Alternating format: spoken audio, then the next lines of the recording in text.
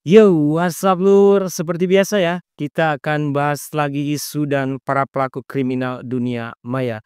Nah, selain Lazarus Group atau kelompok hacker Albert Gonzalez, mungkin Carbana Group juga termasuk nih salah satu kelompok hacker paling hebat. Nah, mereka ini bukan cuma hanya sulit dilacak ya, tapi juga sangat berani nih dalam setiap aksinya. Mulai dari Eropa hingga Asia, bahkan pernah menjadi target serangan mereka lur.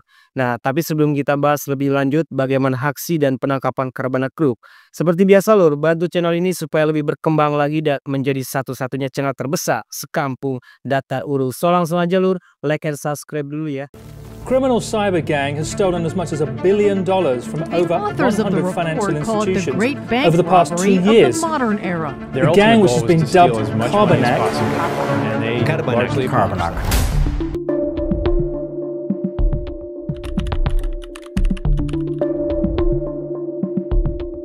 Internet ini memang terbukti ya banyak memberikan kemudahan dalam melakukan transaksi finansial. Namun hal ini juga berdampak dengan meningkatnya para pelaku kejahatan nih, terutama dalam dunia perbankan. Nah, pada era internet ini lur, penegak hukum sangat kesulitan untuk menangkap pelakunya. Dan salah satu contohnya adalah kasus Carbana. Nah, Carbana sendiri lur adalah istilah ya untuk sekelompok hacker yang menargetkan lembaga keuangan sebagai target serangannya. Nah, kelompok ini pertama kali ditemukan pada tahun 2014 lalu oleh perusahaan keamanan cyber Rusia bernama Kaspersky. Nah, ciri khas dari kelompok hacker ini, mereka ini selalu menggunakan malware nih sebagai alat serangannya. Malware khusus ini biasanya dimasukkan ke dalam sistem yang menjalankan Microsoft Windows. Nah, kemudian para peretas biasanya menggunakan email phishing nih untuk menipu karyawan bank atau targetnya sebelum akhirnya mencuri sejumlah uang mereka. Nah, kelompok peretas ini lur diketahui telah berhasil nih mencuri lebih dari 900 juta dolar sepanjang aksinya dari banyak bank serta lebih dari 1.000 nasabah pribadi. Namun sehebat apa sih kemampuan hackingnya dan bagaimana bisa mereka ini begitu sulit nih untuk ditangkap? Oke, langsung aja kita bahas lur.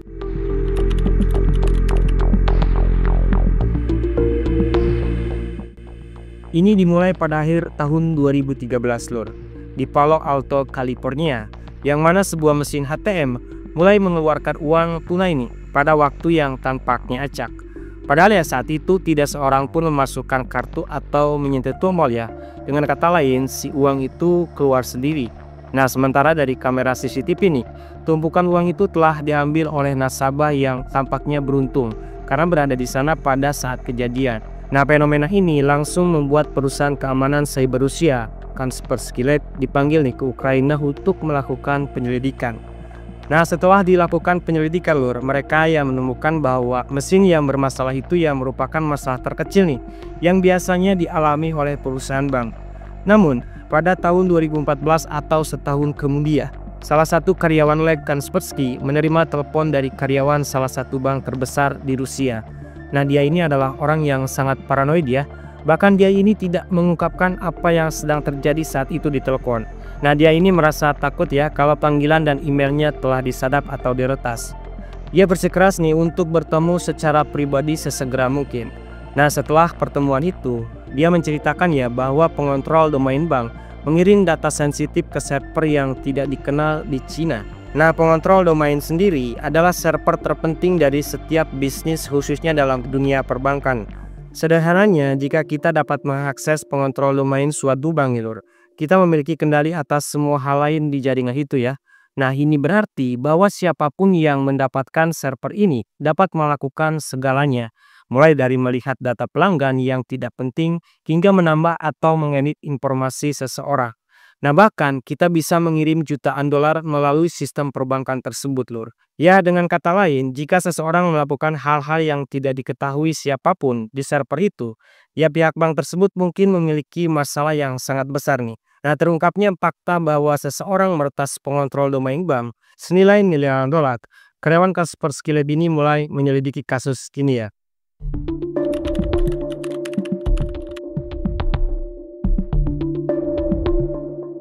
Setelah sebelumnya menerima laporan adanya peretasan dari pihak bank, pihak Kaspersky mulai menganalisis setiap jaringan telepon dan komputer yang terhubung ke jaringan perbankan internal tersebut.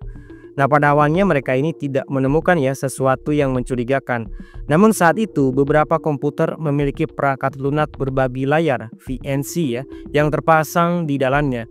Nah, setelah bertanya kepada pihak bank tentang hal itu, mereka menemukan bahwa tidak pernah ada nih karyawan yang menginstalnya ya, atau itu dengan kata lain bukan software untuk kebutuhan operasional bank tersebut lur, kayak gitulah.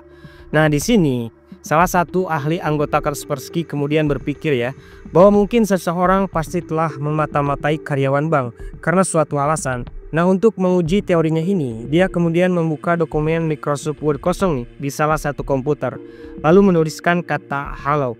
Nah, setelah menunggu dan menunggu, tiba-tiba komputer mulai mengetik sendiri.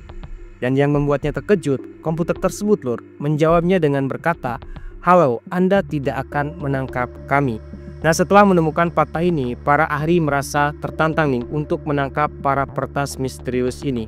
Mereka terus mencoba dan mencari tahu ya bagaimana mereka berhasil mengendalikan sesuatu yang sepenting pengontrol domain bank. Nah, setelah dilakukan penyelidikan lebih lanjut, akhirnya pihak Kaspersky Lab menemukan bahwa seseorang karyawan bank telah menerima email dari seseorang yang mengaku sebagai nasabah yang sah.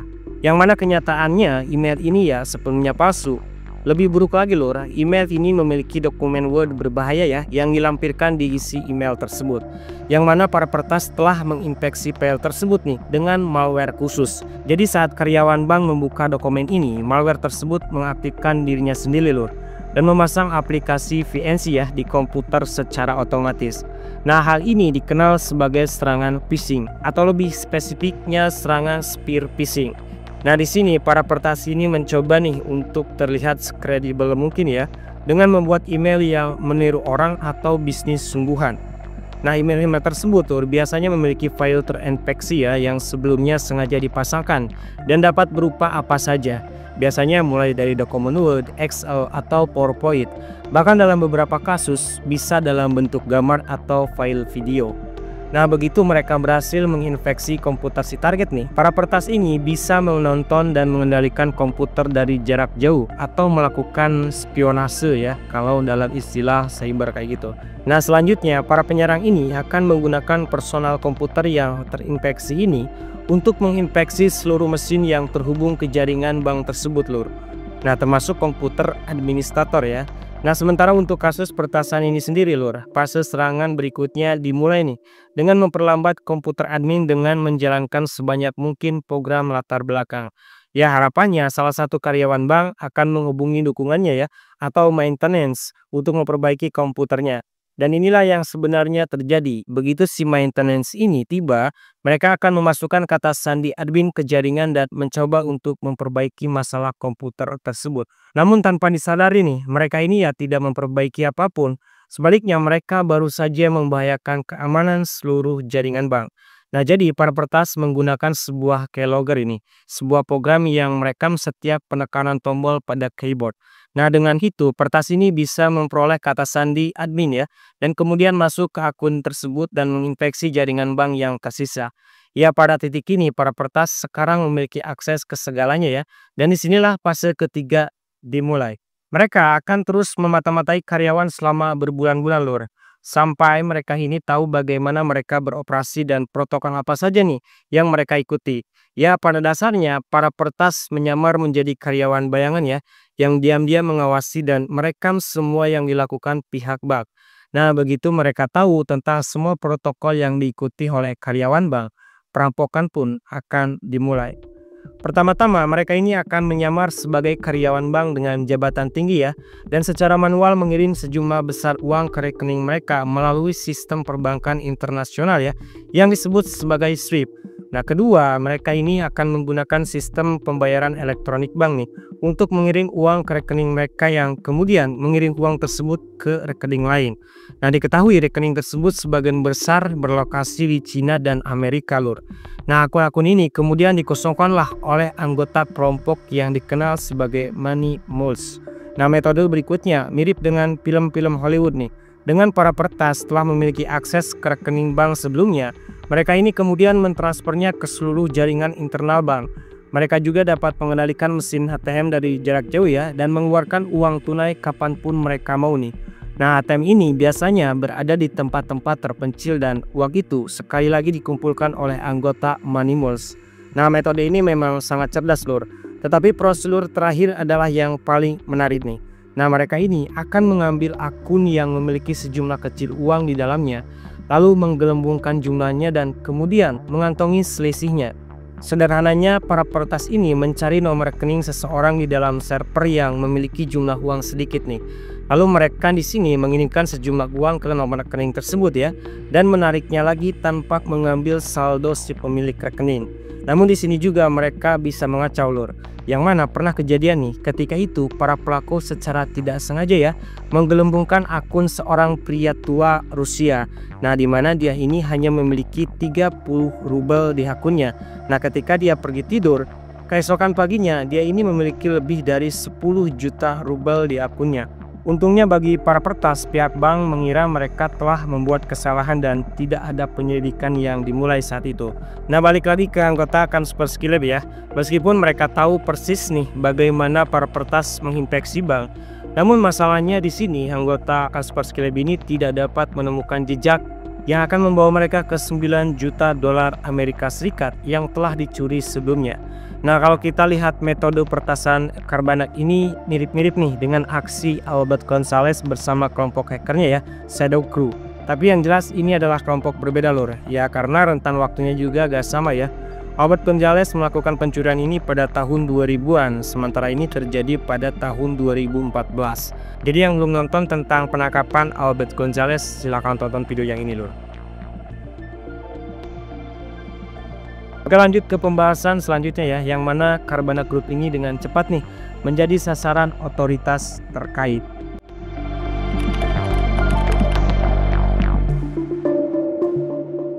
Ini dimulai dari Eugene Kaspersky ya, seorang CEO Kaspersky Lab yang pergi ke sebuah konferensi keamanan cyber di Singapura.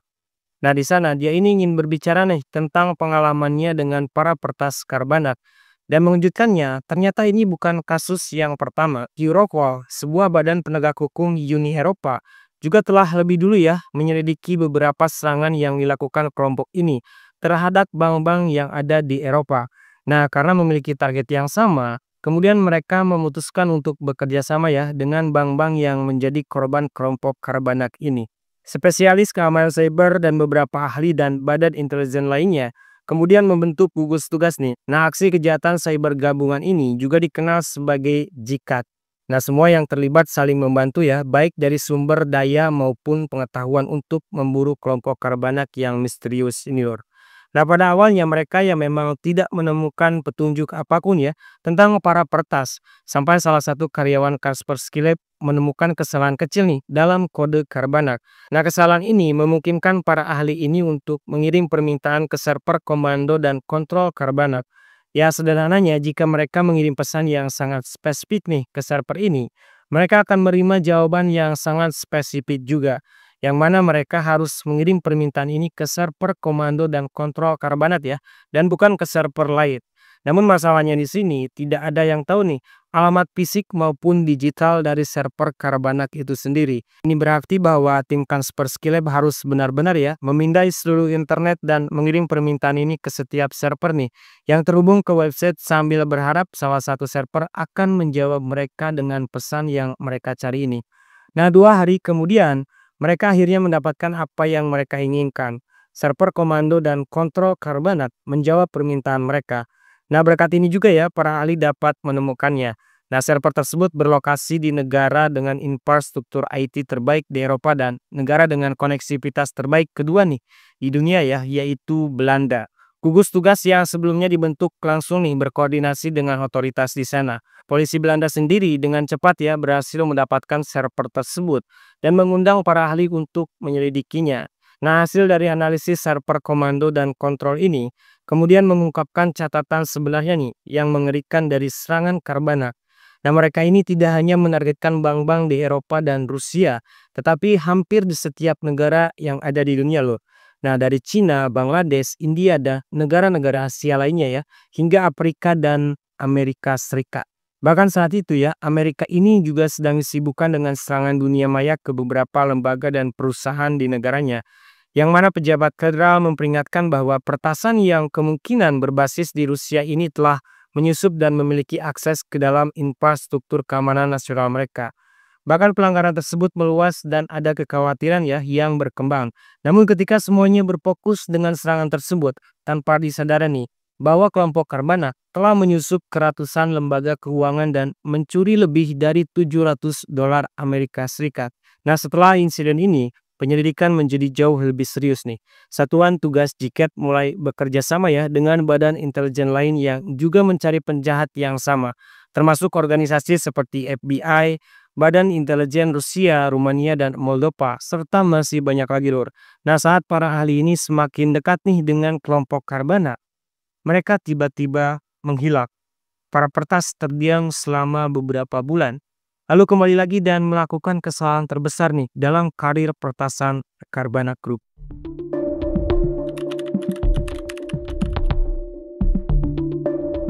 Jadi ini dimulai di Taiwan pada tahun 2016.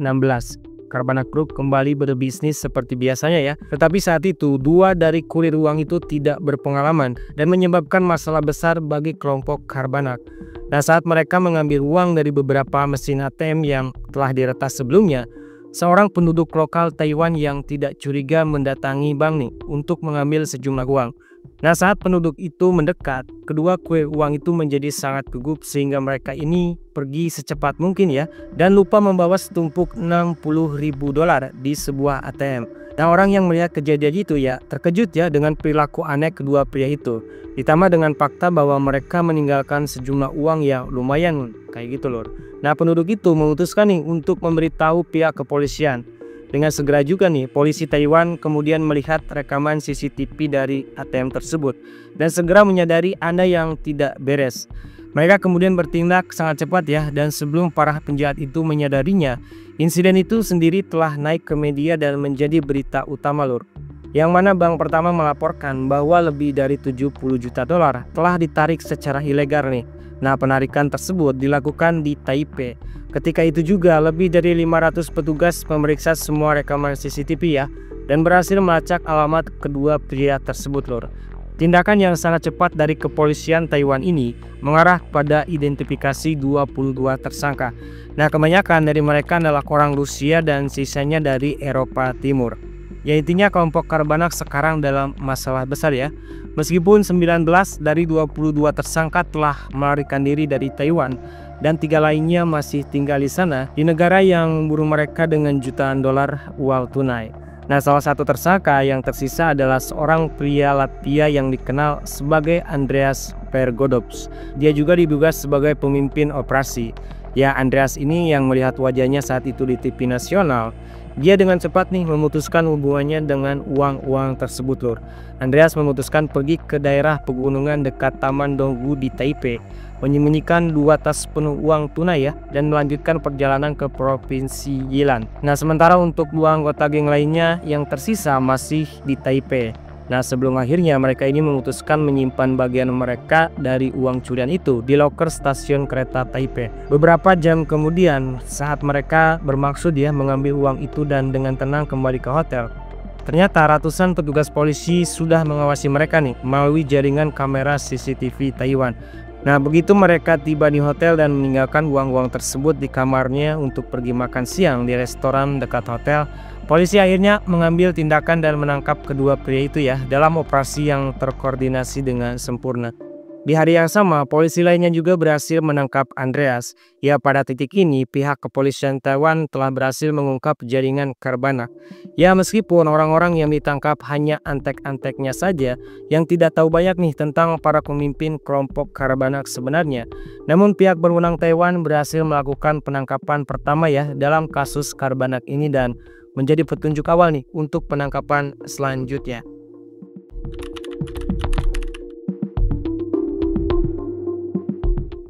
Setelah operasi di Taiwan sebelumnya berhasil, kini perburuan terhadap para pemimpin kelompok itu dimulai.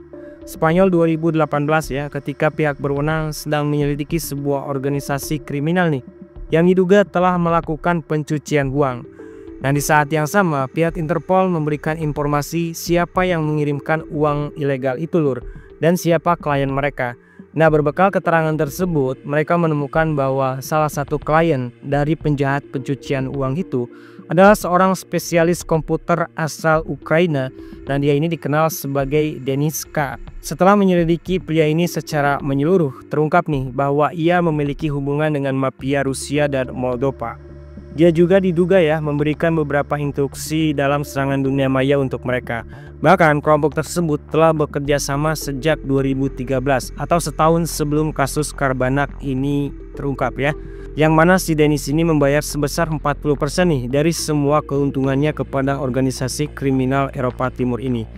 Deniska dan 3 anggota kelompok lainnya akhirnya bisa ditangkap nih di kota pelabuhan Alchante pada tahun 2018. Bukan cuma itu saja lur, pihak berwenang juga menyita properti mereka, menemukan kotak-kotak penuh perhiasan, 2 BMW dan 15.000 Bitcoin ya, yang pada saat itu bernilai sekitar 150 juta dolar AS. Nah, meskipun Deniska seharusnya adalah pemimpin kelompok tersebut, namun Kasper Skyle percaya bahwa ada lebih banyak orang yang terlibat dalam kasus seperti Karbanak ini. Ya, melihat bagaimana kelompok tersebut masih aktif sampai saat ini ya, dan masih mencuri jutaan setiap tahunnya. Mereka bahkan beroperasi dengan nama yang berbeda ya, seperti Fine Seven, Joker Stage, Cobalt, Spider, dan masih banyak lagi. Nah, itu dia tadi pembahasan tentang Karbanak Group ini ya. Jadi intinya jangan mencuri dan tetap berolahraga lur. Salam hangat.